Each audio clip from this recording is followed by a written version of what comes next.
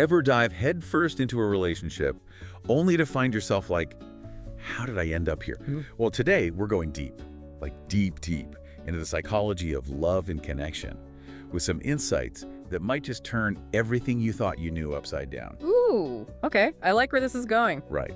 And to help us unpack all this, we're turning to the work of Chinese psychologist Wu Zhihong. Now, his name might not ring a bell for everyone. Yeah, not exactly a household name here in the West. Exactly, but trust me on this one, his work gets at something so universal, so deeply human, it's honestly kind of mind-blowing. Okay, you've got my attention. So what's the big idea? What's Wu all about? Well, he talks about this thing called the self-deception wall. We all have one, by the way. Self-deception wall, huh?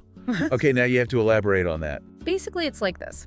We all build up these psychological defenses, these barriers to protect ourselves from ourselves, really. From ourselves? Yeah, from the parts of us we don't like, the insecurities, the past hurts, the stuff that makes us uncomfortable.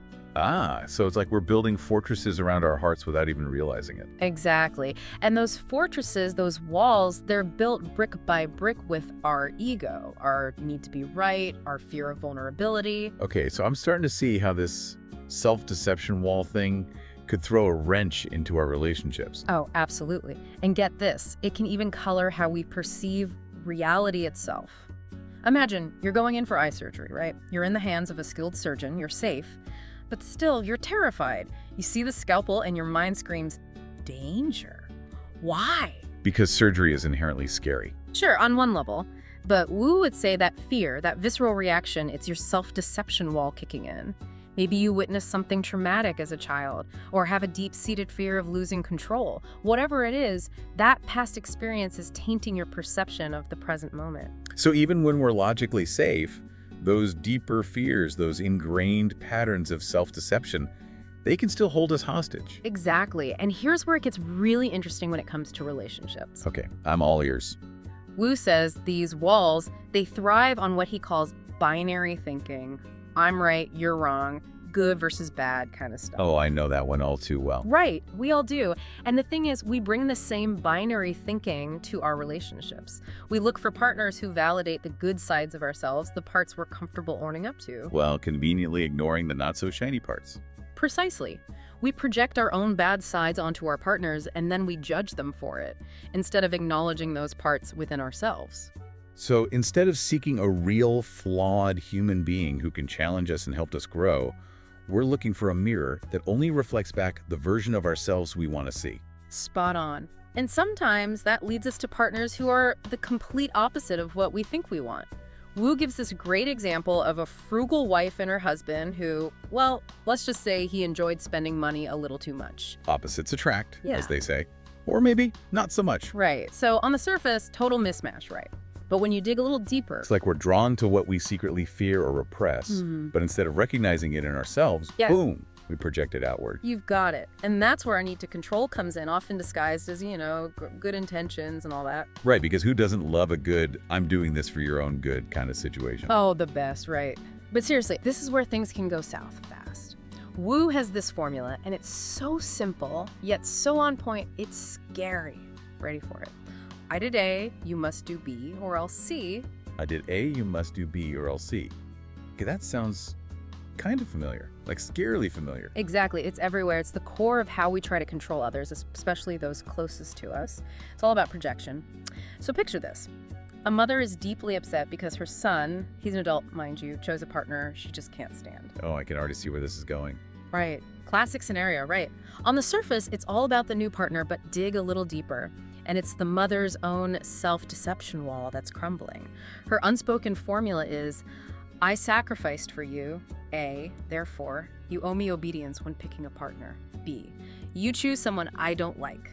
That means you don't appreciate me. Ouch.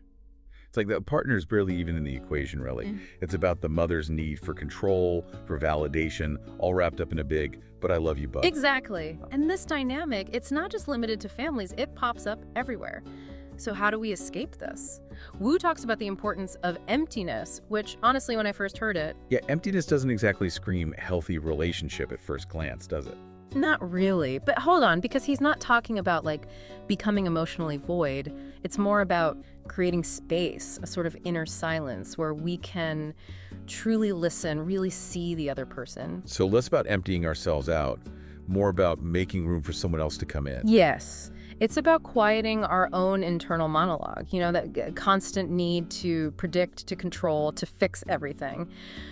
Wu tells this funny story, actually, about a psychology student, all eager to put his textbook knowledge to use. I'm already cringing. I can feel it. Right. So this student, he's so busy trying to analyze and interrupt his client, he totally misses the actual pain, the real emotions underneath. It's like we're so busy building our own walls that we miss the door standing wide open right in front of us. It's like we're walking around with these blinders on, so focused on our own stuff that we totally miss what's right there in front of us.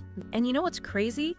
Wu thinks that emptiness, that space for deep listening, that's where true intimacy actually begins. Not ends, begins. So it's not about shutting down, it's about opening up in a different way. A real way.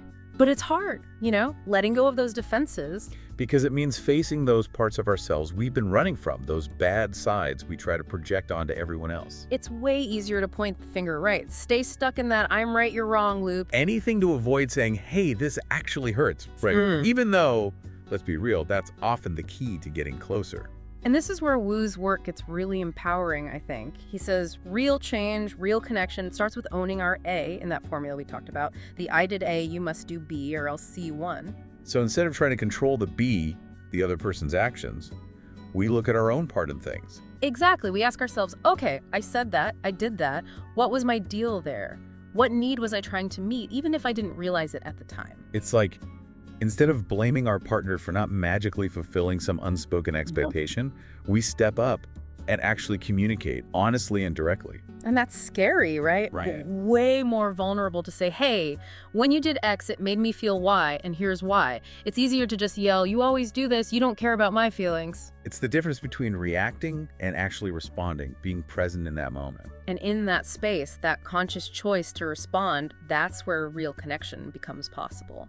Wow, this deep dive has given me so much to think about. I can already see how Wu's ideas apply to, well, basically every relationship in my life. It's about recognizing those roles we build, those patterns we fall into, and understanding that true intimacy. It takes courage, vulnerability, a willingness to, take those bricks down one by one. It's a journey, not a destination, Yeah. right?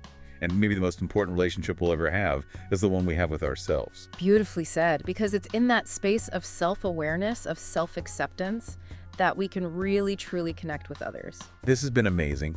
I'm curious what really stuck with you today. What are you going to walk away with from this deep dive? Whatever it is, we hope exploring the work of Wu Zhihong helps you navigate the wild world of love and connection with more awareness, more authenticity, and a whole lot more compassion. Until next time, happy deep diving.